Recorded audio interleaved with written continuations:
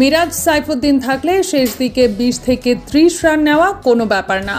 অথচ তাদের বদলে যে ক্রিকেটারদের নেওয়া হয়েছে তারা মাঠে আসে আর যায়। বিশ্বকাপে ইজ্জত বাঁচাতে এবার সাইফুদ্দিন মিরাজকে দলে ফেরাচ্ছে বিসিবি। তামিম ফিরতে রাজি নয়, তাই ওপেনিংয়ে আসছে না পরিবর্তন। বিশ্বকাপের আগে টানা 3টি ম্যাচ হেরে সমালোচনার মুখে বাংলাদেশ দল।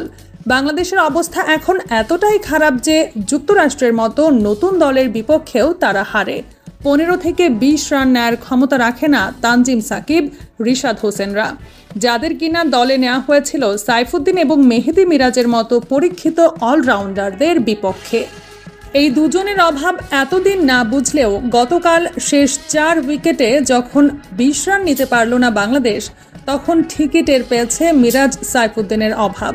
তাই তো নতুন সিদ্ধান্ত নিল বিসিবি।